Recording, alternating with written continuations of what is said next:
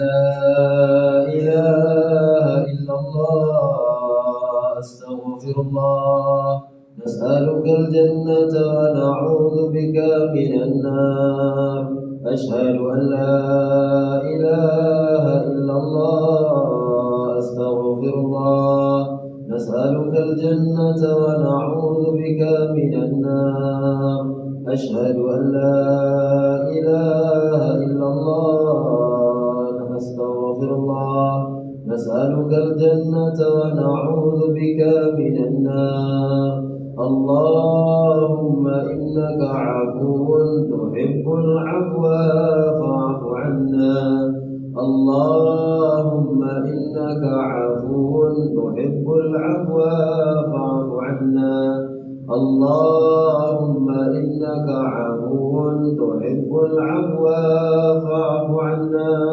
يا كريم. الحمد لله والحمد لله حمدا لربنا خصنا بمحمد صلوات الله وسلامه عليه وعلى آله. اللهم صل على سيدنا محمد زين الوجود صاحب المقام المحمود معدن الكرم والجود وعلى آله وصحبه أجمعين. الحمد لله. Segala puji bagi Allah Subhanahu wa taala, salawat dan salam ke atas junjungan besar bagi Rasulullah sallallahu alaihi wasallam. Ibunda dan dia saudara muslim muslimat, adik-adik yang belajar yang dirahmati Allah Subhanahu wa taala, alhamdulillah. Syukur kita kepada Allah Subhanahu wa taala, Allah masih lagi panjangkan umur kita, diberikan hidayah dan taufik. Sampailah kita sempat umur kita kepada fasa yang ketiga dalam bulan Ramadan, iaitu fasa yang terakhir, 10 malam yang terakhir. Alhamdulillah. Jadi moga-moga mujahadah kita, ibadah kita, ketaatan kita diterima oleh Allah Subhanahu wa taala. Kita sebelum masuk bulan Ramadan kita dah bersedia dah buat persediaan, macam-macam persediaan latihan daripada bulan Rajab masuk dalam bulan Syaban. Inilah waktu kemuncaknya bulan Ramadan. Allahumma barik lana fi Rajab wa Sya'ban wa ballighna Ramadan. Ya Allah, berkati kami dalam bulan Rajab, berkati kami dalam bulan Sya'ban, sampaikan kami ya Allah dalam bulan Ramadan.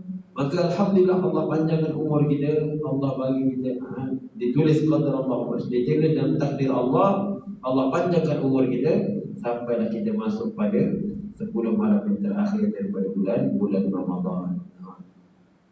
Jadi alhamdulillah dalam bulan Ramadan ni bulan yang penuh dengan ketaatan. Di siang hari kita berpuasa, menahan diri daripada makan, menahan diri daripada minum perkara-perkara yang membatalkan puasa. Malam hari kita pula bermujahadah lagi dengan solat sunat tarawih. Habis solat sunat tarawih kita tadarus Al-Quran pula. Habis tadarus Al-Quran sambung pula dengan zikir, kemudian qiyamul lail, solat sunat malam, kemudian bersahur. Begitulah rutin ibadah kita. Hari ini, pagi ini kita nak cerita tentang satu ibadah yang kita buat sebelum bulan Ramadan, dalam bulan Ramadan, di mana-mana pun. Itulah yang namanya ibadah doa. Doa ni ibadah tak? Ibadah. Doa bukan alat untuk mengubah takdir, kerana takdir telah ditetapkan oleh Allah Subhanahu wa taala. Kalau kita belajar tauhid, qadarallahu ma syaa, umur kita sedemikian ditulis oleh Allah Subhanahu wa taala, sedemikian rezeki kita, begitulah takdir dituliskan oleh Allah Subhanahu wa taala.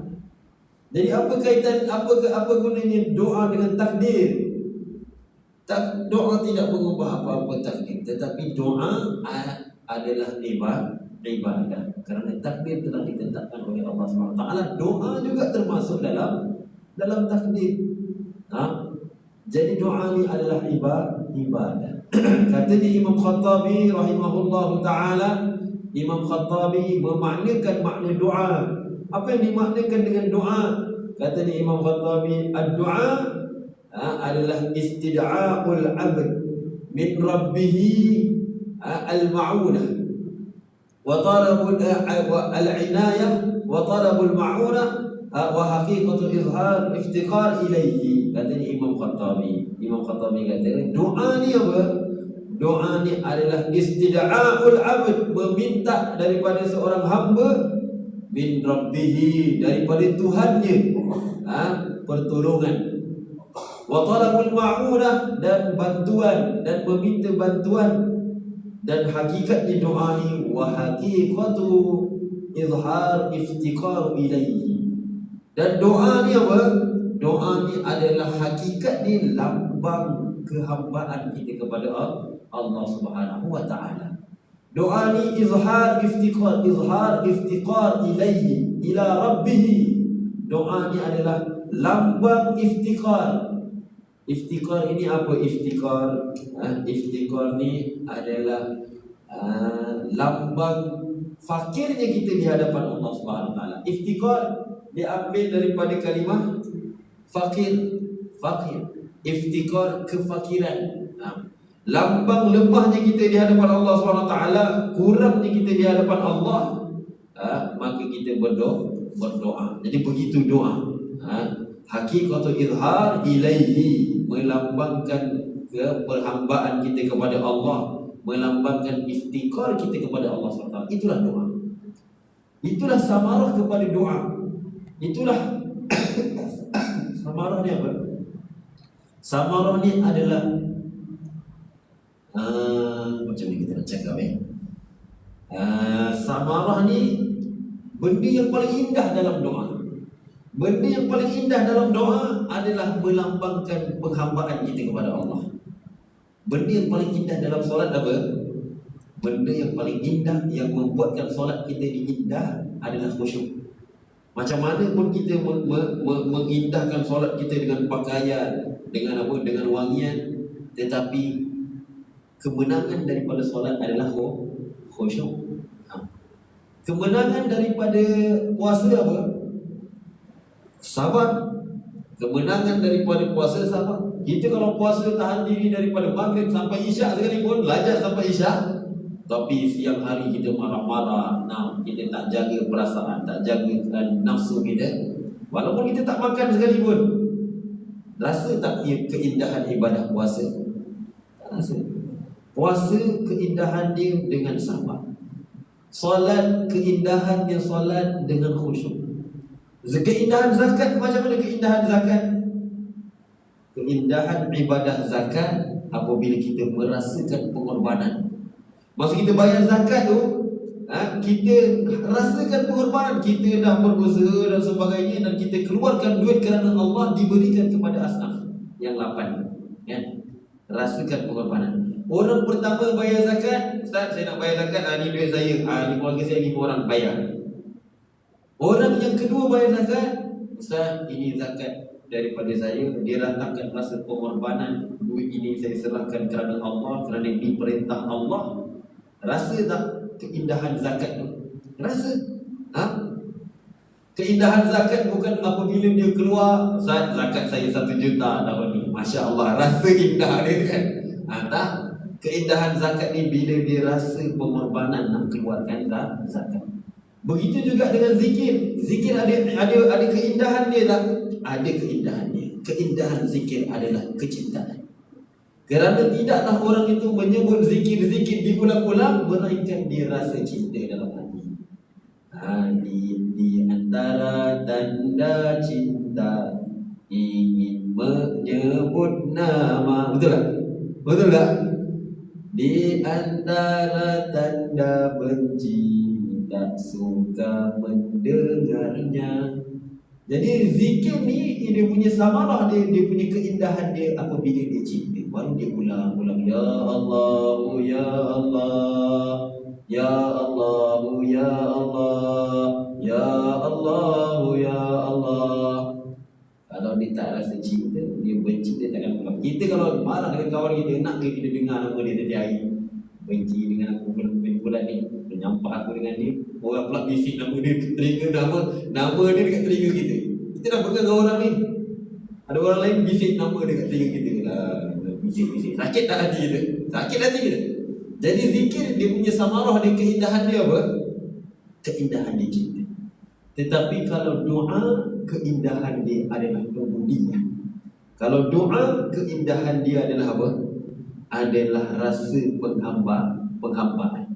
Orang kalau doa tak rasa penghambaan, apa sebenarnya yang dia nak? Dengan siapa sebenarnya yang dia minta? Dengan siapa sebenarnya dia minta? Orang kalau berdoa dia tak rasa iftikar, dia tak rasa diri dia fakir, dia nak berdoa tak? Dia tak berdoa. Orang kalau rasa diri dia cukup, dia berdoa tak? Tak berdoa. Iftikar melambangkan kekurangan kita, melambangkan fakir kita di hadapan Allah. Itulah dia ibadah doa. Jadi ketika kita berdoa, datangkan perasaan iftikar. Saya tak habis lagi. Iftikar ni apa? Kata kalimah yang sesuai. Iftikar, perasaan yang sangat memerlukan. Iftikar. Ketika kita berdoa ni, keindahan dia apabila kita datangkan perasaan sangat memerlukan, sangat berhajat kepada Allah Subhanahu wa taala. Begitu. Itulah keindahan ibadah doa. Orang pertama doa, ya Allah, ya Allah, ampunkan dosa aku, ya Allah, ya Allah, bagi aku sekian-sekian, bagi aku benda ni, ya Allah, aku nak benda ni, aku nak benda ni. Dengan seorang lagi, ya Allah, dia rasa perasaan dia memerlukan. Dia puji Allah, ya Allah, ya Hayyu ya Qayyum, ya Razzaq, ya Fattah, ampunkan dosaku, ya Ghafar, ampunkan dosaku. Begitu. Itulah indah-indahnya doa. Barulah kalau doa tu menitik air mata, ini doa keras ni, Masya Allah. 20 tahun, 30 tahun tak pernah berdoa menitis air mata, tak mengerti iftikar, memerlukan. Itu kalau ada dalam masalah yang besar, baru datang iftikar. Kalau kita memerlukan ada dalam masalah, baru datang iftikar tu, barulah rasa doa kita ketika kita berdoa.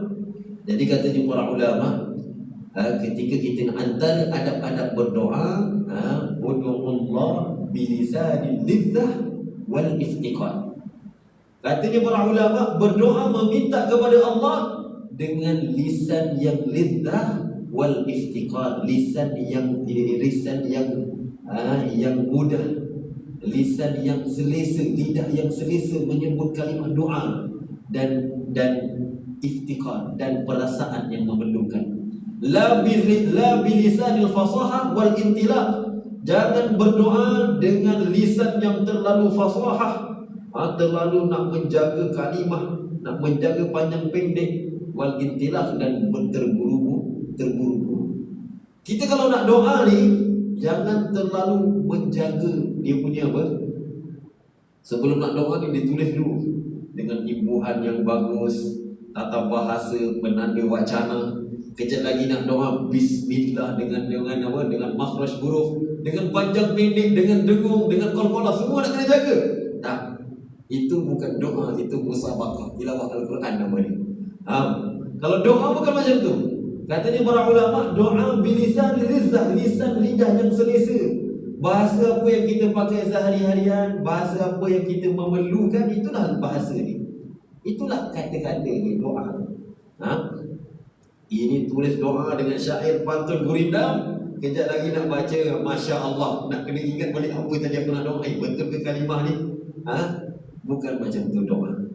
Itu nama dia pertandingan, nak kena dengung, idgham al-gunnah semua. Doa ni dengan apa yang kita lintaskan daripada hati. Rasakan iftikar, perasaan yang memerlukan. Nanti kalimah tu akan ikut daripada hati kita. Begitu yang diajarkan para ulama kita. Ud'ullah bilisanil lizzah wal iftiqar, wala tad'u bilisanil fasahah wal intilaq, terburu-buru. Ya Allah, apa dosa aku, ya Allah, ya Allah. Kita kejar-kejar kan. Nak pergi mana tak tahu. Dan mintalah kepada Allah SWT dengan minta yang banyak. Ini ulang 3 kali dalam doa sunnah Rasulullah SAW. Karena Rasulullah SAW, anna Rasulullah SAW kana yu'jibuhu an yad'uwa salasan wa yastaghfira salasan. Rasulullah SAW suka kalau berdoa tu diulang 3 kali. Ya Arhamar Rahimin, Ya Arhamar Rahimin, irhamna ya Allah, irhamna ya Allah, rahmati kami ya Allah, rahmati kami ya Allah. Aghithna ya Allah, limpahkan kepada kami keberkahan ya Allah. Aghithna ya Allah. 3 kali diulang-ulang, minta kepada Allah. Itu antara adab-adab berdoa. Tadi antara adab-adab berdoa tadi, bilisan yang lizzah, dengan lidah yang selesa, mendatangkan perasaan yang memerlukan. Kemudian yang kedua, ketika kita berdoa tu diulang yang banyak kali. Begitu beza Allah dengan hamba. Hamba kalau kita minta kepada hamba, minta kepada orang, banyak kali minta, sakit tak? Sakit, pening kepada nak melayan kan?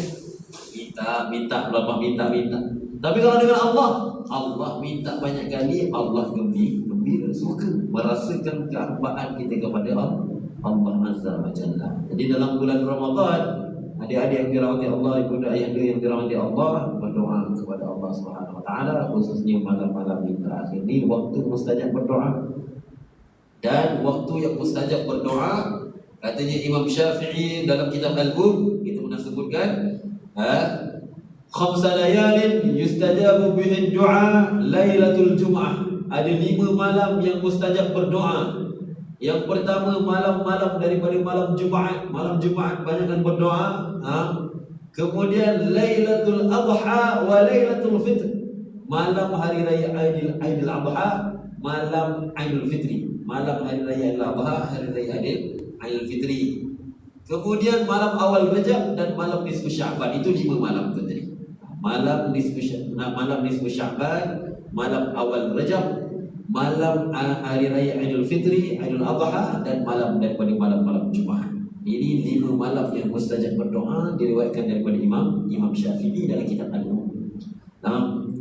Jadi malam hari raya ni waktu yang mustajab berdoa. Kalau kita semangat 10 malam yang terakhir Ramadan, malam raya kena lagi semangat.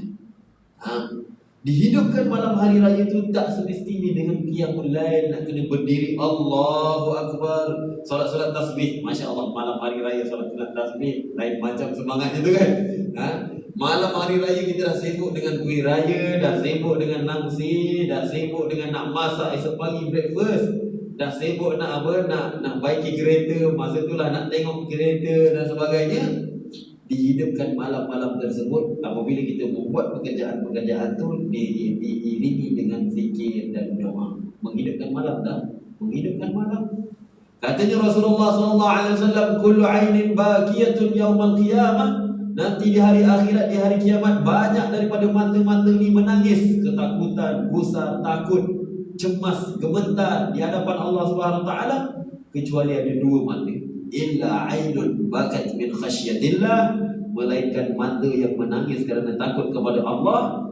Wa ainun badat taharusu fi sabilillah, mata yang celik berjaga di waktu malam di jalan Allah Subhanahu wa taala. Mata-mata yang gembira di hari akhirat. Maka dihidupkan malam hari raya itu dengan apa? Dengan gotong royong. Sambil kita gotong royong zikir bersama dengan ahli keluarga.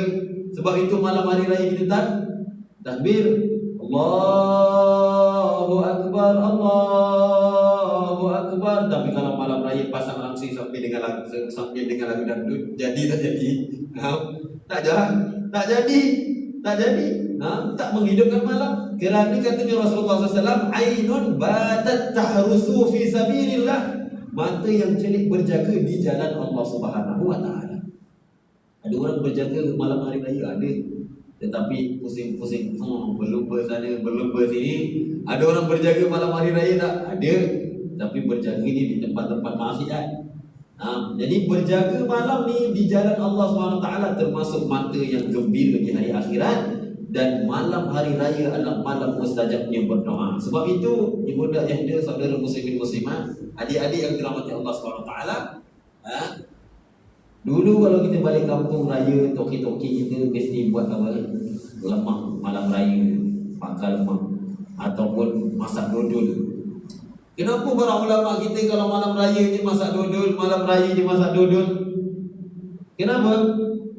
Termasuk daripada aktiviti nak menghidupkan malam hari raya, supaya mata mereka ni berjaga di malam hari raya, malam mustajab dia berdoa.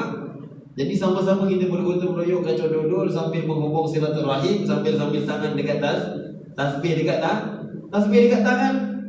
Kacau dodol 2 jam 3 jam. Kacau dodol lama 4 jam 5 jam kan, betul ke? Saya agaknya ni tak pernah kacau dodol malam raya tu kan. Sambil main game malam raya ni kan, betul tak? Malam raya balik kampung, adik-adik bertemu dengan sepupu-sepupu dia, masya-Allah, berperang PUBG kan, perang ML dan sebagainya. Menghidupkan malam tak?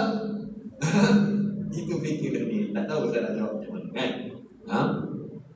Jadi begitu ulama kita kreatif, para ulama kita, orang-orang dulu, orang-orang soleh, nak bagi kaum muslimin ni menghidupkan malam, mereka buat satu aktiviti yang harus mubah. Bukan aktiviti haram, kacau dodol malam hari raya, tak. Kacau dodol malam hari raya benda yang harus, tetapi dihidupkan malam dengan kacau dodol, dihidupkan malam dengan bergotong royong. Begitu. Jadi diselipkan dalam malam hari raya itu dengan doa, dihidupkan malam dengan doa. Itulah dia lambang memudia kefakiran kepada Allah Subhanahu wa taala. Dan pernah tak timbul dekat benak fikiran kita, ya kenapa ya Ustaz? Kita kalau nak berdoa kena cari waktu mustajabnya berdoa. Kita kalau berdoa nak kena cari tempat-tempat mustajab berdoa.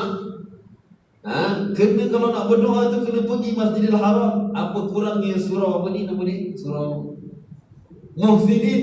Apa kurang surah Muhsinin nak banding dengan Masjidil Haram? Doa dekat sini pun boleh. Boleh. Tapi tempat mustajab doa Makkah.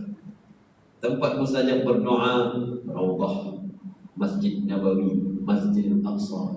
Tempat-tempat mustajabnya berdoa di Multazam dalam Hijr Ismail. Kenapa dibuat tempat-tempat mustajab berdoa? Kenapa dibuat waktu-waktunya mustajabnya berdoa? Apa hikmahnya? Katanya para ulama, orang-orang soleh kita berdoa ni dah melambangkan iftikar tak? Ketika kita berdoa, ya Allah, ighfir lana dzambana, ya Allah jaga diriku daripada maksiat, ya Allah jaga ampunkan dosa-dosaku, ya Allah permudahkan rezekiku, ya Allah yang halal. Ketika kita minta kepada Allah dah melambangkan iftikar tak? Melambangkan kita ni hamba yang memerlukan minta kepada Allah. Tetapi ketika mana ada waktu mustajabnya berdoa, ada tempat mustajabnya berdoa, melambangkan kita ni lebih-lebih lagi iftikar kepada Allah Subhanahu wa taala. Nak berdoa kena pergi cari pula. Dahlah doa tu lambang iftikar, lambang kita memerlukan kepada Allah. Sekejap lagi nak berdoa kena cari pula tempat-tempat mustajab berdoa, menambahkan lagi rendah fakirnya kita di hadapan Allah Subhanahu wa taala. Dah cari tempat nak kena cari pula waktu mustajab berdoa, bertambah lagi fakir kita di hadapan Allah Subhanahu wa taala. Jadi waktu dan tempat mustajab berdoa ni, hikmah dia apa? Hikmah dia supaya kita sedar diri, menambahkan lagi iftikar, menambahkan lagi pergantungan kita kepada Allah Subhanahu wa taala. Boleh-boleh saja Allah nak letakkan surah Muhsinin di tempat-tempat mustajab berdoa kan. Tetapi Allah pilih Makkah, Madinah, Masjid Al-Aqsa dan sebagainya. Jadi begitu antara hikmahnya dibuat tempat-tempat mustajabnya berdoa, waktu-waktu mustajabnya berdoa, supaya kita ni menambahkan lagi iftikar ini. Doa tu dah melambangkan iftikar, nak melambangkan kita memerlukan kehambaan kita kepada Allah. Jadi nak kena cari tempat mustajab berdoa, waktu mustajab berdoa, menambahkan lagi kefakiran kita di hadapan Allah Subhanahu wa taala. Faham ke maksud dia? Itulah hikmah. Jadi ketika kita berdoa ni, antara lain daripada adab-adabnya adalah mengangkat tangan. Karena Rasulullah sallallahu alaihi wasallam iza da'a rafa'a yadahu wa masa wajhahu bi yadayhi. Karena Rasulullah sallallahu alaihi wasallam iza da'a rafa'a yadahu. Rasulullah kalau berdoa mengangkat tangan, dan setelah selesai daripada berdoa, famasa wajhahu bi yadayhi, dan menyapu wajah Rasulullah sallallahu alaihi wasallam. Kenapa orang habis daripada doa dia menyapu wajah, habis daripada solat dia menyapu wajah? Kerana solat dari segi bahasa apa? Doa. Sebab tu diharuskan sahaja menyapu wajah dia selepas daripada solat.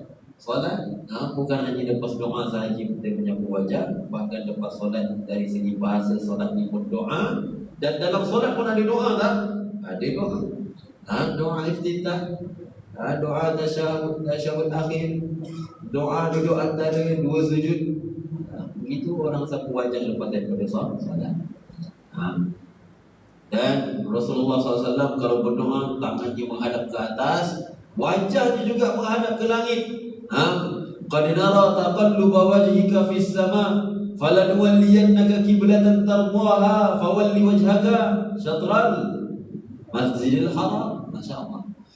Ketika katanya Allah SWT, qad nara taqalluba wajhika fis sama, ya Muhammad, kami sering-sering lihat engkau menghadapkan wajah kau ke langit, meminta berdoa kepada kami, dimohon kepada kami untuk mengubah arah kiblat yang engkau suka, yaitu Masjidil Haram. Maka Allah perintahkan pindah daripada Masjidil Aqsa, kiblat yang pertama kaum muslimin, pindah ke mana?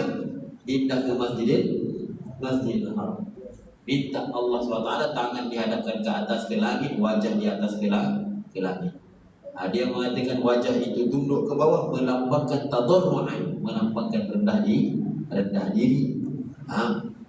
Tapi persoalannya Ustaz, apakah kita berdoa tangan mengangkat ke atas ke langit, Allah SWT ada di atas langit? Macam tu ke?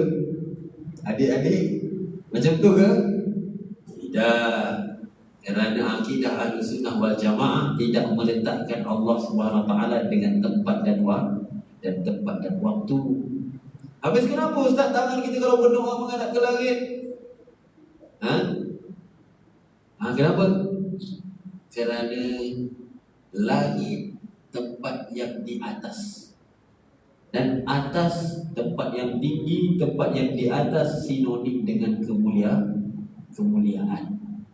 Allah mulia tak mulia, maka sinonim dengan atas, menghadap ke atas langit. Sebab tu tangan kita berdoa menghadap ke atas. Ada kita doa menghadap ke lantai ke? Ke bumi pula menghadap dia? Tak. Kita doa menghadap tangannya ke atas, kerana melambangkan kemuliaan. Atas ketinggian melambangkan kemuliaan, layak bagi Allah. Jadi kalau letak buku-buku Al-Quran letak dekat bawah melambangkan kehinaan. Boleh tak letak dekat bawah? Tak boleh. Sebab itu kalau kita berdoa, tangan menghadap ke atas. Bukanlah melambangkan Allah itu berada di atas, tetapi atas melambangkan kemuliaan sesuai dengan Allah Subhanahu wa Ta'ala. Antara yang lain katanya para ulama, sebab apa kita berdoa ke atas, tangannya menghadap ke langit? Kerana langit tempat turunnya rezeki. Betul ke Ustaz, langit tempat turunnya rezeki? Habis pokok-pokok tumbuh daripada bawah. Pokok-pokok tumbuh sebab apa? Sebab ada hujan sebahagian daripada rezeki. Allahul ladzi khalaqas samawati wal ardh wa anzala minas samaa'i ma'an fa akhraja bihi minas thamarati rizqan lakum. Fa'akhraja bihi minas samarat. Allahul ladzi tadi apa bacaan ayat dia tadi? Allahul ladzi khalaqas samawati wal ardh wa anzala minas sama', wa anzala, dan menurunkan daripada langit, ma'an, wa anzala minas sama'i ma'an fa'akhraja bihi minas samarati rizqan lakum. Daripada langit turunnya air, maka dikeluarkan daripada bumi samarat, pokok-pokok, buah-buah, tumbuh-tumbuhan, begitu. Jadi sebab itu berdoa menghadap ke langit, tempat turunnya rezeki.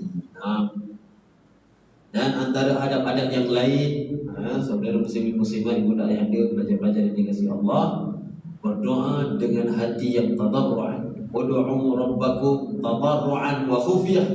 Berdoalah kepada Tuhan kalian, minta kepada Tuhan kalian tadarru'an, dengan perasaan yang rendah diri, wa khufyah, dengan suara yang merintih perlahan kepada Allah Subhanahu wa Ta'ala. Habis kalau imam doa bacanya kuat, Bismillahirrahmanirrahim, Allahumma hdina fi man hadait wa afina fi man afait. Kalau sendiri-sendiri doanya apa? Doanya perlahan. Kalau berjemaah doanya dengan suara yang kuat. Kalau sendiri-sendiri dekat rumah qiyamul lail, Allahumma hdina fi man hadait, kesian jiran sebelah, kenapa pula ni ada orang histeria ke apa kan? Kalau sendiri-sendiri qiyamul lail dekat rumah, suaranya perlahan, minta dalam doa. Tadarru'an, yang penting tadarru'an, perasaan iftikar kita, perasaan yang memerlukan. sangat memerlukan, dan perasaan rendah diri di hadapan Allah. Suara perlahan, suara kuat mengikut pada kesesuaian keadaan. Kalau berjemaah suara kuat afdal. Kalau sendiri-sendiri suara perlahan. Itu antara adab-adab berdoa. Dan ketika berdoa, jangan lupa memuji Allah Subhanahu wa Ta'ala sebelum kita meminta. Sebab itu para imam kita kalau doa, alhamdulillahirabbil alamin wassalatu wassalamu ala asyrafil anbiya'i wal mursalin wa ala alihi wa sahbihi wasallim. Puji Allah SWT, mulakan dengan doa dengan tahmid, dengan alhamdulillah.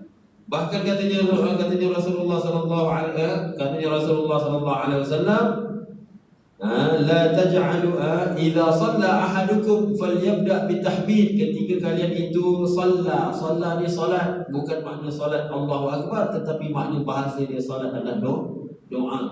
Idza shalla ahadukum falyabda bitahmid rabbih wa sana'i alaihi. Katanya Rasulullah SAW, kalau kalian itu berdoa, maka mulakan doa itu dengan tahmid, alhamdulillah, dan puji-puji kepada Allah Subhanahu wa Ta'ala. Summa yusalli ala nabi, kemudian berselawat ke atas Rasulullah. Summa yad'u ba'da bima syaa, maka lepas itu doa, mintalah kepada Allah SWT dengan apa yang dia hajatkan. Itu jangan lupa sebut alhamdulillah, dan penutup juga alhamdulillah. Fi awalihi wa fi akhirihi, di permulaannya alhamdulillah, di penutupnya alhamdulillah. Sebab itu imam-imam kita sebut subhana rabbika rabbil izzati amma yasifun wa salamun alal mursalin walhamdulillahi rabbil alamin. Begitu. Jadi doa nak mulakan dia dengan alhamdulillah, ditutup juga dengan alhamdulillah. La ilaha illallah. Ada lagi ke adab berdoa? Ada banyak adab berdoa. Jadi kalau baca satu-satu pukul 8 pun kita dah habis. Boleh baca insya-Allah. Kemudian antara cara nak menajamkan doa. Ni antara cara nak tajamkan doa, nak mustajabkan berdoa. Yang pertama, yakin doa kita dimustajabkan. Katanya Rasulullah SAW dalam satu hadis, Ud'u'allah wa antum muqinuna bil ijabah. Katanya Rasulullah SAW, minta berdoa kepada Allah SWT dalam keadaan wa antum muqinuna bil ijabah, dalam keadaan kalian itu yakin dengan doa itu pasti akan dikabulkan. Dan sesungguhnya wa'lamu, dan ketahuilah, katanya Rasulullah SAW, annallaha la yastajibu, Allah SWT tidak memustajabkan doa, tidak mengkabulkan doa, min qalbin ghafil lahin, daripada doa orang yang hati dia lalai dan lupa. Begitu. Jadi doa ni, nak tajamkan doa, yang pertama kena apa? Kena yakin doa itu dikabulkan. Yang kedua pesannya para ulama, orang-orang soleh kita, cara nak tajamkan doa adalah dengan menjaga makan apa yang masuk dalam perut kita. Kita kalau makan ayam, lepas take ayam KFC, lepas tu masuk ayam Texas chicken, lepas tu ayam macam-macam, makanan, aiskrim lagi, air macam-macam, air Coca-Cola pun sempat masuk. Ustaz, kenapa saya doa tak dikabulkan lagi? Ada macam-macam masuk dalam perut. Antara cara nak tajamkan apa? Nak tajamkan doa adalah dengan menjaga pemakanan.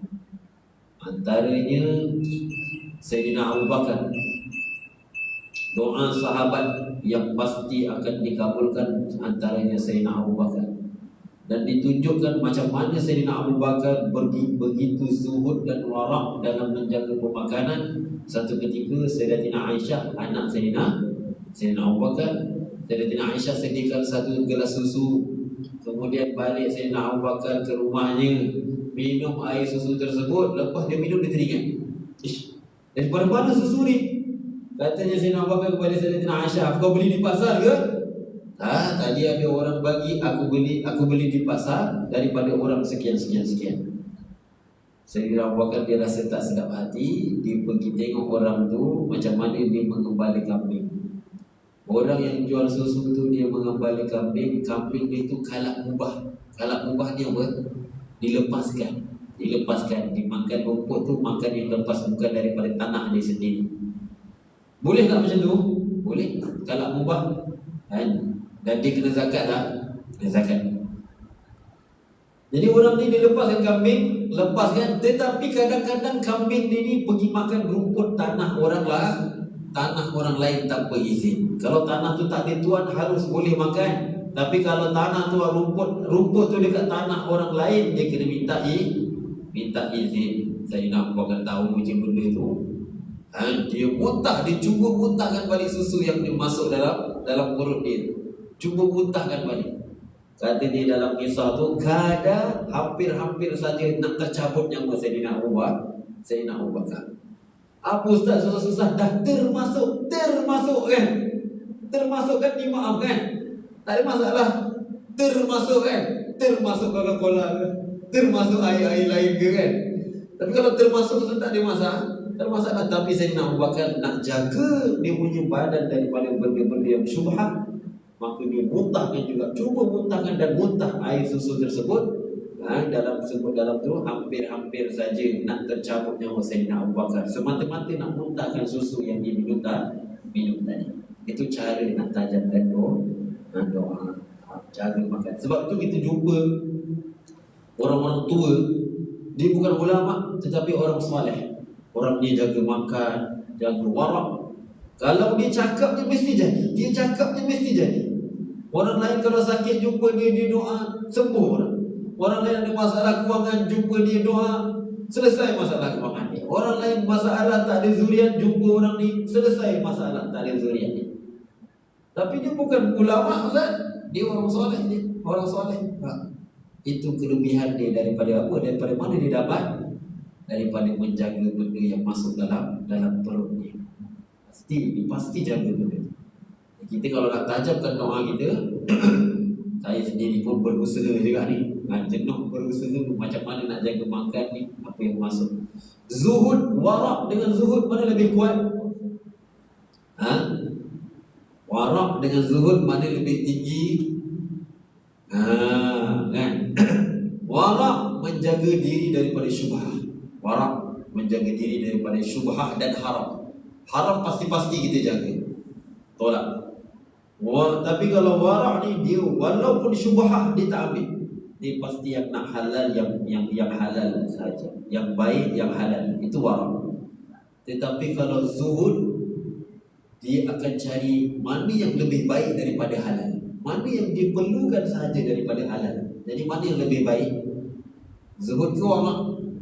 Zuhud lebih tinggi. Kerana zuhud dia bukan cari masalah halal ataupun syubhah dah.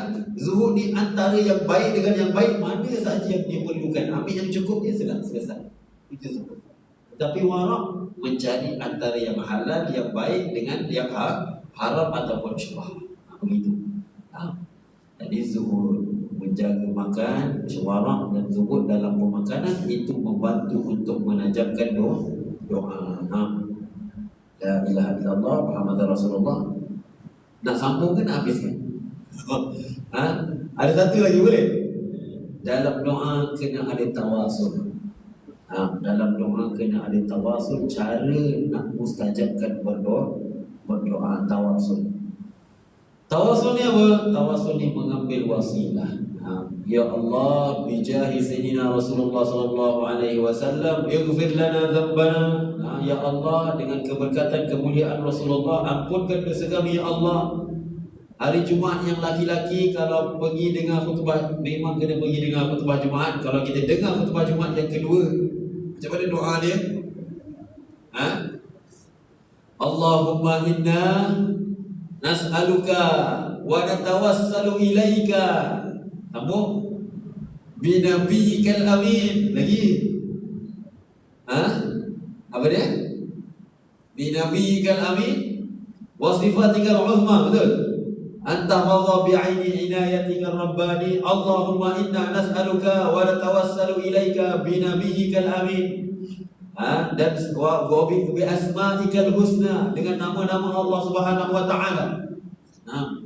Ya Allah, kami meminta kepadamu, Allahumma inna nas'aluka wa natawassalu ilaika, dan kami bertawasul dengan nama Muhammad dan nama-nama Asmaul Husna. Gitu. Doa dengan tawasul, dengan mengambil wasilah, menumpang kepada keberkatan, wasilah. Kita kalau nak jumpa sultan, nak jumpa raja, pergi dekat istana, tunggu depan pagar, agak-agak buka dah pagar. Seminggu tunggu depan istana, buka tak pagar? Tak buka. Tapi kalau kita jumpa PA ke, jumpa wasilah, perantara, dapat tak jumpa? Dapat. Tapi kalau kita sendiri-sendiri datang, tunggu depan pagar tu, 7 hari seminggu pun tak dibuka.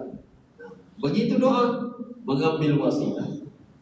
Dalam hadis Rasulullah SAW, ada satu hadis Rasulullah SAW diriwayatkan daripada Sayyidina Utsman bin Hunayf. Ada seorang lelaki tua, mata dia dah makin lama makin kabur, makin tak nampak mata dia. Masuk bertemu dengan Rasulullah SAW, mengadu, ya Rasulullah, mata aku ni makin lama makin tak nampak. Apa kata Rasulullah SAW? La in sabarta khairul laka. Kalau kau sabar, itu lebih baik, katanya Rasulullah SAW. Kalau kau sabar lebih baik. Apa kata dia? Ya Rasulullah, bukannya aku tak nak sabar, tetapi aku tak nak menyusahkan orang. Masyaqqah. Begitu. Maka katanya Rasulullah SAW, kalau macam tu, tawadda, ambil wudu, summa salli raka'atain, kemudian salat 2 rakaat. Kemudian apa? Kemudian berdoa, minta kepada Allah Subhanahu wa taala. Allah, doa yang diajarkan, summa shalla raka'atain, kemudian salat 2 rakaat. Ja'u fasyaka'u ila Allah wa sallallahu ya Rasulullah, kemudian syaka'u Rasulullah sallallahu wa anta mu'mina. Katanya Rasulullah, ambil wudu, fatawadda, dia ambil wudu, summa salli raka'atain, kemudian salat sunat 2 rakaat. Selepas daripada solat tu Rasulullah ajar di satu doa, Allahumma inni as'aluka, ya Allah, aku meminta, sesungguhnya aku meminta kepada Engkau, wa atawajjahu ilaika, dan aku bertawajjuh kepada Engkau, bi nabiyika Muhammad, dengan berkat Nabi kau Muhammad sallallahu alaihi wasallam, Nabiyur Rahmah, Nabi yang penuh dengan kasih sayang. Ya Muhammad, wahai Muhammad, inni atawajjahu bika ila rabbika, wahai Muhammad, aku bertawajjuh, meminta kepada Allah, bersama dengan kau kepada Allah. Fayajli li anil basari, ya Allah, cerahkan kepadaku penglihatan. Doa yang diajarkan Rasulullah SAW. Rasulullah sendiri mengajarkan tawasul. Kemudian dia pun mengamalkan doa tu. Datang beberapa ketika semula di Masjid Nabawi, bertemu dengan Rasulullah SAW. Katanya Utsman bin Hunayf, seolah-olah dakhala rajulun wa ka'annahu lam yakun bihi dharrun qat, seolah-olah diri mati tak pernah sakit. Jadi begitu doa, kalau nak dikuatkan doa itu dengan tawasul. Begitu. Kemudian begitu juga Sayyidina Adam alaihissalam, diriwayatkan diriwayatkan Nabi Allah Adam alaihissalam ketika diturunkan ke bumi, ditanya oleh diturunkan ke bumi, kemudian Nabi Allah Adam berdoa, ya Allah, dengan berkatnya nama Muhammad, ampunkan dosa, ampunkan kesalahanku.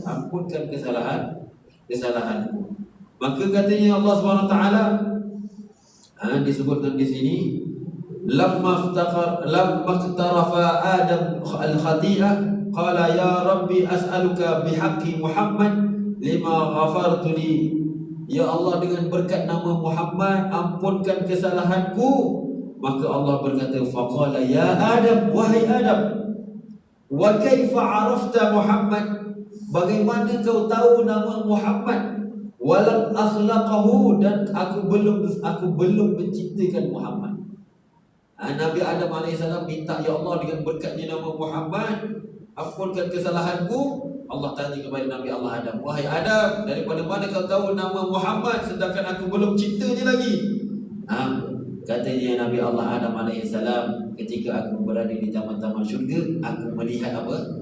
Nama-nama Allah dan Muhammad. La ilaha illallah Muhammad Rasulullah.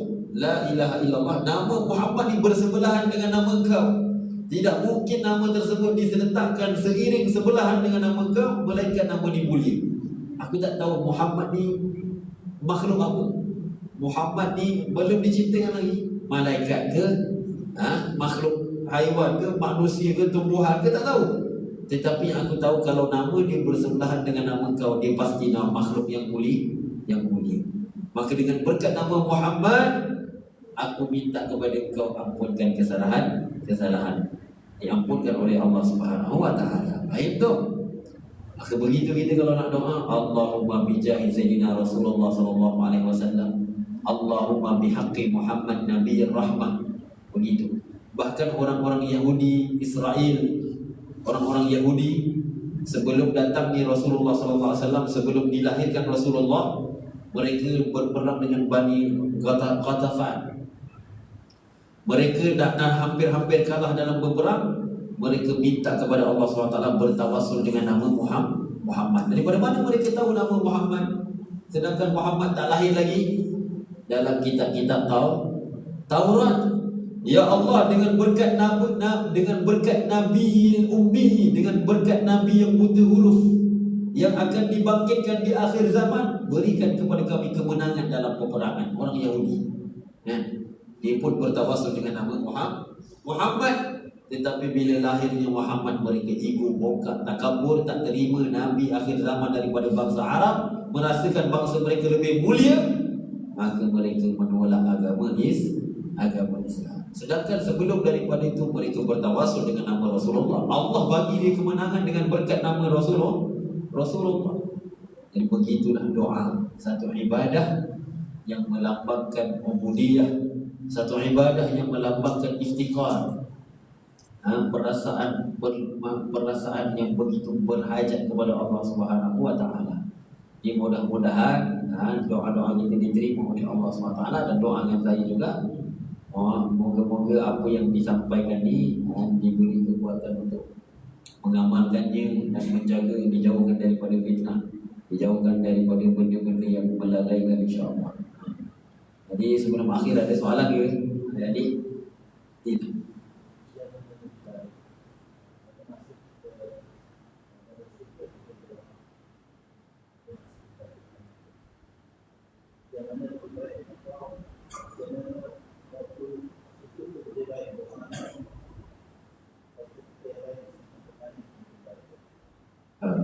Soalnya waktu keadaan yang mana lebih baik untuk berdoa, dalam sujud ke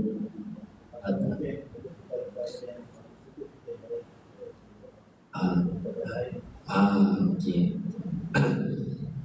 Itu kalau ditanya tentang keadaan mana yang kita lebih baik waktu untuk berdoa, khilaf para ulama.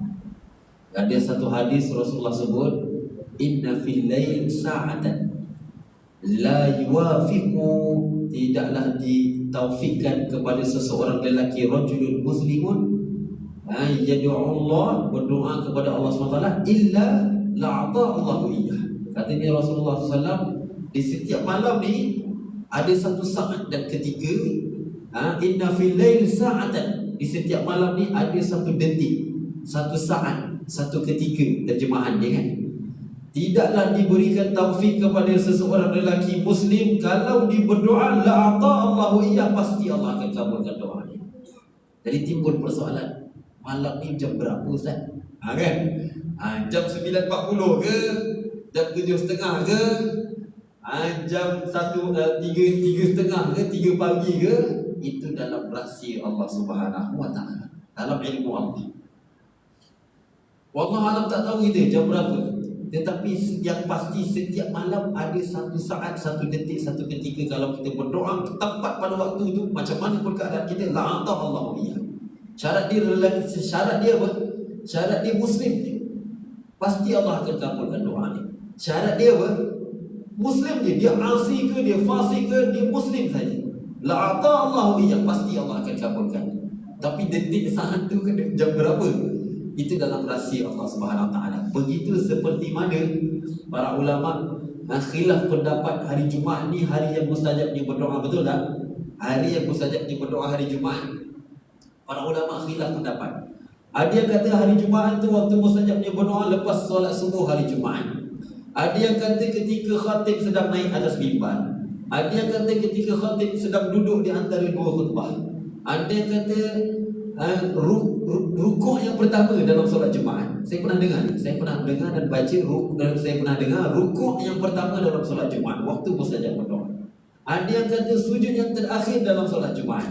Ada yang kata selepas daripada solat asar pada hari Jumaat. Khilaf para ulama. Hakikat dia apa? Hakikat dia dalam ilmu Allah Subhanahu Wa Taala.